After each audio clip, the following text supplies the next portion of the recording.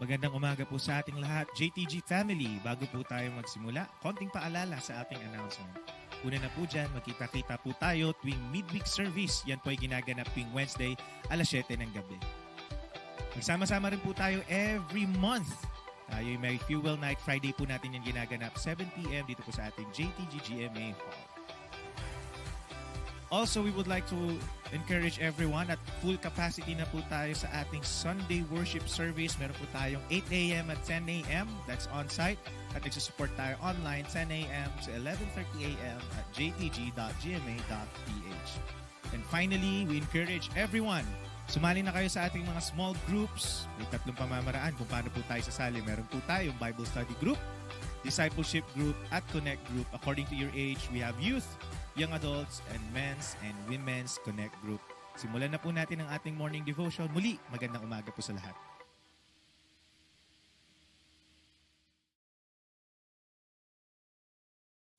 Good morning, everyone. We're going to worship the Lord today, and we know that you set your hearts to God, so please join us.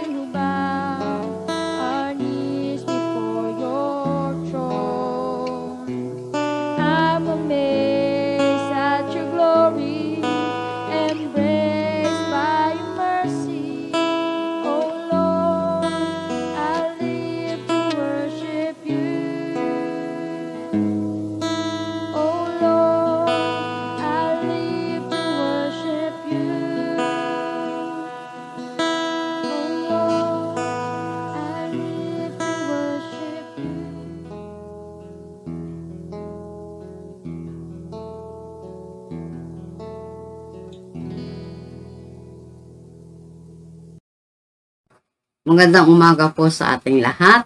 Tayo po ngayon ay mag-uumpisa na sa ating gawain ang morning devotion. Bago ang lahat, manalangin mo muna tayo. Hallelujah, Jesus. Purihin ka, Panginoon, luwalhatiin ka. Dakilang Diyos na makapangyarihan sa lahat, patuloy po kami lumalapit sa iyo, patuloy po kami nagpapakumbaba sa lahat, Panginoon, ng mga nagawa namin mga kasalanan at pagkukulong sa iyo. Patawad, Panginoon, at patuloy kang kumilos sa oras nito sa salita mo. Lord God, ako nagagamitin mo ako ayon lamang sa nais mo bilang alulod ng pagpapala ng iyong mga salita. Lord God, patuloy akong nagtitiwala, patuloy kong hinihiling ang gabay at patnubay ng Banal na Espiritu upang maihayag ko ng may kaayusan ang iyong salita. Dalangin ko, O God, bigyan mo po ako ng wisdom and knowledge, Panginoon, perseverance na bubuhat sa iyo, Panginoon. Ang salita mo lamang, Panginoon, ang maihayag, maitaas sa oras na ito, at higit sa lahat, Panginoon, ikaw ang maparangalan sa salita mo. Maraming salamat po at sa bawat nakikinig ng salita, patuloy magrema, O God, ang oras nito sa buhay na. Salamat. Ito po aming hiling at dalangin sa pangalan ni Jesus. Amen. Sige po, tayo po ay mag-umpisa na. Ang ating topic po sa umagang ito, our Christian commitments. At sabi po doon sa Luke 14:25-31, basahin po natin. Sumama kay Jesus ang napakaraming tao. Humarap siya sa kanila at kanyang sinabi, hindi maaaring maging alagad ko ang sinumang umibig sa kanyang ama at ina, asawa at mga anak, mga kapatid, maging sa kanilang sa sarili niyang buhay ng higit sa akin. 17, ang sinumang hindi magpasan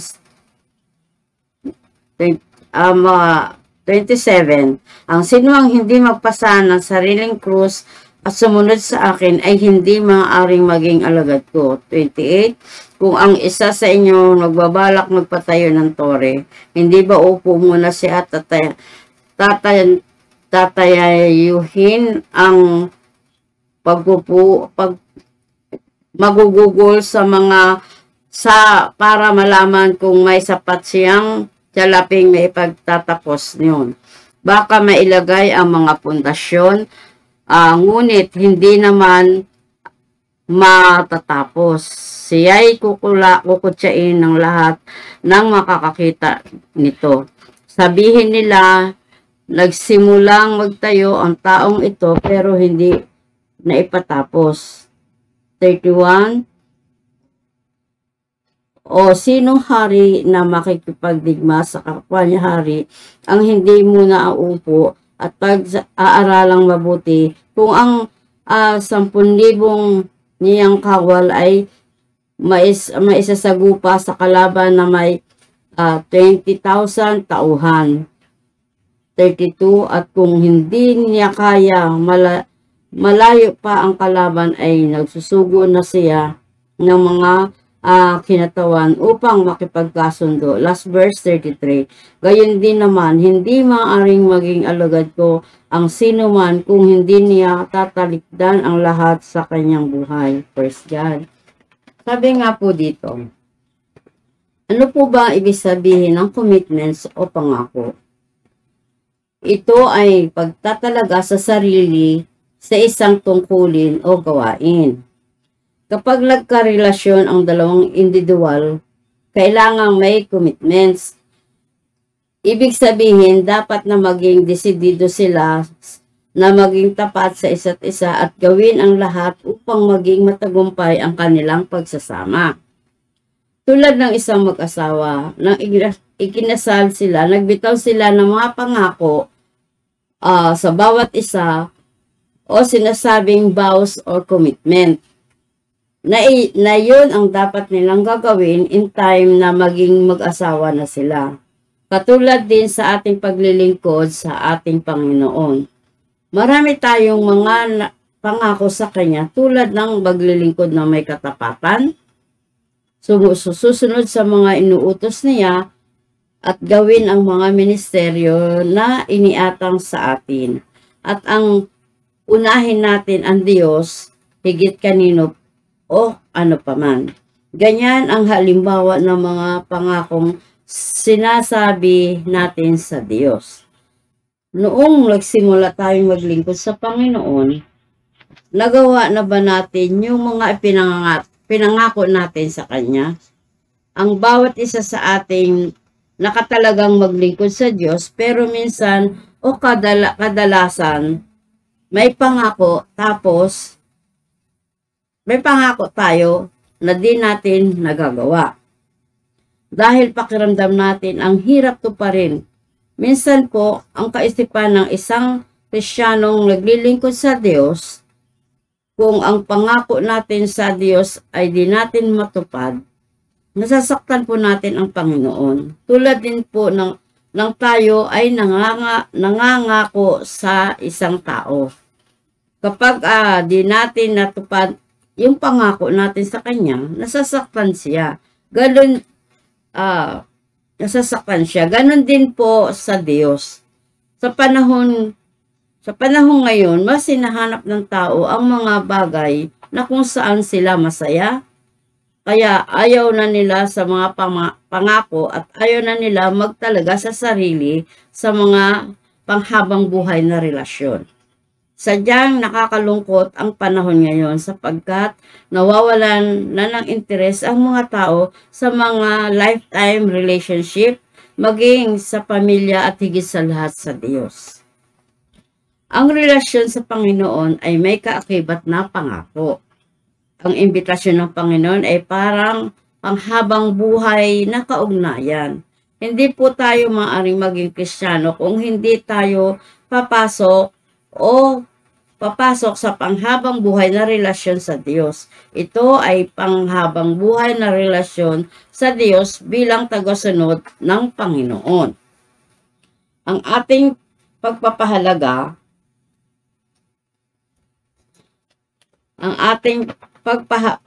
sa Diyos. Number 1, commitments to put God first. Nandun po sa Luke 14:26. Unahin natin ang ating Diyos bago ang lahat sa anumang bagay. Above any relation, unahin po natin ang Panginoon, at kung hindi natin ito gagawin, hindi po tayo masasabing tunay na alagad ng Diyos. Ayaw ng Panginoon na may karibal siya sa buhay natin. Ang unahin ang Panginoon.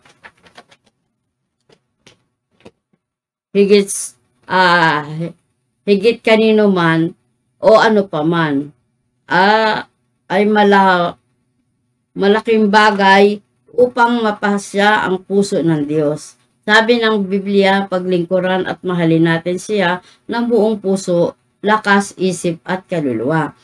Number 2, a commitment to the cross. Nandun po sa Luke 14:27. May mga nagnanais na sumunod sa Diyos, ngunit ayaw nilang magpasan ng krus o ang sinasabing responsibilidad sa loob ng church. Maraming simbahan ang mahina dahil kapag may responsibilidad na sa simbahan, marami ang nagsisialisan. Mga Kristiyano, dapat tayong maging totoong alagad ng Diyos. Ang nagpapasa ng sariling krus ay nagpapakita na tunay ngang alagad ka ng Diyos. Binigyan tayo ng ministeryo na kung saan ito ang ipinagkakatiwala ng Panginoon sa atin. Kaya tayo ay may responsibilidad na pangalagaan at pasanin ang lahat ng bagay na patungkol dito. Ang pagpasan sa isang krus o responsibilidad ay isang ministeryo na nagpapatibay sa relasyon natin sa Panginoon. A commitment to finish what we have started. Nasa Luke 14:28. Upang maging tunay tayong alagad ng Diyos, kailangan po nating italaga ang ating sarili na tapusin kung ano man ang ating sinimulan. Tayo ay may mga ministeryong hinahawakan sa church. Magpatuloy po tayo sa ating paglilingkod. Huwag po tayong tumigil sa paggawa sa kingdom ng Diyos at huwag po tayong magsawa. Tapusin po natin ang anumang pinagagawa ng Panginoon sa atin hanggang sa muli niyang pagbabalik. Laging nating tandaan Mga kapatid, ang lahat ng ginawa natin sa Diyos na pagpapagal ay di mawawala ng kabuluhan. Number 4, a commitment fully to surrender to God. Luke 14:31-33. Magiging alagad lang po tayo ng Panginoon kung isusuko natin sa Diyos ang ating buhay, dahil kung patuloy tayong sumusuway sa Diyos, hindi tayo magiging matagumpay. Bakit hindi mo na lang italaga ang iyong sarili sa Panginoon at isuko mo ang buhay sa Diyos? Ang buhay na ayaw isuko sa Panginoon ay isang sayang na buhay. Ang buhay na wala sa kamay ng Diyos, isang wasak at ligaw na buhay. Kung isusuko mo ang buhay mo sa Diyos, ikaw ay magkakaroon ng kapayapaan at buhay na walang hanggang sa piling ng Diyos. Ikaw ay magiging alagad ng Diyos. Kung sa tingin mo sa iyong sarili na ikaw ay tunay na alagad ng Diyos, magagawa mong ipangako sa Kanya na uunahin mo siya sa lahat ng oras kanino man o sa anumang bagay. Papasanin ang iyong krus o responsibilidad na kasama ng Diyos. Susunod ka sa Kanya at tatapusin anuman ang iyong nasimulan. Sa paglilingkod sa Kanya, nakasama ang Holy Spirit na magbibigay lakas, tapang, boldness na matupad anuman ang ipinangako mo sa Diyos. Tunay nga po, kung nais natin sumunod sa Panginoon, kung nais natin na maging alagad niya, sumunod tayo sa lahat ng nais ni Lord sa buhay natin. Higit sa lahat, mahalin natin siya ng lubos, sa buong puso, buong kaluluwa, buong kaisipan. Higit sa lahat, sundin natin upang ang buhay natin ay magkaroon ng maayos, matagumpay na buhay. At ang buhay na walang hanggan ay makakamit natin sa pamamagitan ng Panginoong Hesus. Ito lang po, maraming salamat po at patuloy po tayo manalangin. Hallelujah, Jesus Lord God. Sa oras nito, patuloy po ako nagpapasalamat, Panginoon, sa mga salita mo na aking inihayag. Tunay nga, Panginoon, ang isang commitments o pangako ay dapat namin tuparin, O God. Dahil, Lord God, ang ipinangakuan namin ay ang hari ng mga hari, Panginoon. Panginoon ng Panginoon. Higit sa lahat, makapangyarihan, O God. Lord, ikaw ang nagsabi sa amin na kung susunod kami sa iyo, magiging alagad mo kami. Kaya maraming salamat sa oras na ito. Tunay nga, O God, walang ibang Diyos na dapat sundin, walang ibang Diyos na dapat parangalan, kundi ikaw lamang. Maraming salamat po sa umagang ito. Sa iyo ang lahat ng papurit, pagsamba at pasasalamat sa dakilang pangalan ng iyong anak na si Jesus. Amen.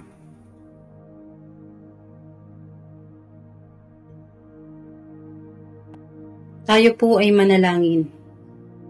Pinupuri kita at pinasasalamatan, karapat dapat kang sambahin at dakilain. Panginoon, tunay nga pong napakabuti mo, at kami ay patuloy na binibigyan mo ng lakas at karunungang nagmumula sa iyo. Ama, salamat po sa umagang ito na kami ay muli pong nakarinig ng iyong salita. Salamat po at kami ay iyong pinalakas, spiritually. Salamat, Panginoon, sa iyong ipinahayag. Salamat po sa buhay ng bawat isa na nakapakinig ng iyong salita. I-bless mo po ang bawat isa na magampanan at gamitin kami mightily. Ayusin mo po kami bilang Kristiyano. Linisin mo po kami ng iyong Santong Espiritu. Lord, salamat po sa iyong lingkod na ginamit mo sa umagang ito. I-bless mo po siya kasama ng kanyang pamilya. Gawin mo po siyang matatag sa lahat ng pagsubok. Dahil ang sabi mo, Panginoon, ang laban namin ay laban mo. Panginoon, i-bless mo rin po ang mga tao na nakapakinig ng iyong salita sa umagang ito. Mga taong wala pang relasyon sa iyo, mga kapatiran na na-backslide, mga nanlalamig, mga kapatiran na huminto sa paglilingkod, napagod, nawala ng init sa kanyang pananampalataya. Muli mo po silang ibalik, makilala ka na ikaw ang Diyos ng buhay, Diyos na hindi nagmamaliw, Diyos ng pag-ibig kapayapaan, kasaganahan. Bigyan mo sila ng init sa paglilingkod. Samahan sila ng iyong Santong Espiritu na magkaroon ng paglago spiritually. Ang mga kapatiran, gamitin nilang sandatang kaloob ng Diyos upang hindi sila mapahamak at maligaw. Sabi mo, Lord, sa Ephesians 6, chapter 14 to 18. Kaya maging handa kayo. Ibigay sa inyong baywang ang sinturon ng katotohanan at isuot sa dibdib ang baluti ng katwiran. Isuot ninyo ang sapatos ng pagiging handa sa pangangaral ng magandang balita ng kapayapaan. Lagi ninyong gawing panangga ang pananampalataya na siyang papatay sa lahat ng nagliliyab na palaso ng dyablo. Isuot ninyo ang helmet ng kaligtasan at gamitin ang tapak ng Espiritu sa walang iba kundi ang salita ng Diyos. Manalangin kayo sa lahat ng pagkakataon, humiling at sumamo sa patnubay ng Espiritu. Lagi kayong maging handa at patuloy na ipanalangin ang lahat ng hinirang ng Diyos. Kaya Panginoon, salamat sa iyong salita. Magsilbing kalakasan ito sa aming buhay. At tumimo sa aming puso na kami ay maging lingkod na tapat dahil kami ay iyong sinasamahan. Salamat sa sandatang kaloob at yun ay aming gagamitin upang kami ay lumakas at maging matatag. Muli, Panginoon, aking ibinabalik ang mataas na papurit parangal sa tanging pangalan ni Kristo Jesus na aming Panginoong tagapagligtas. Amen and Amen.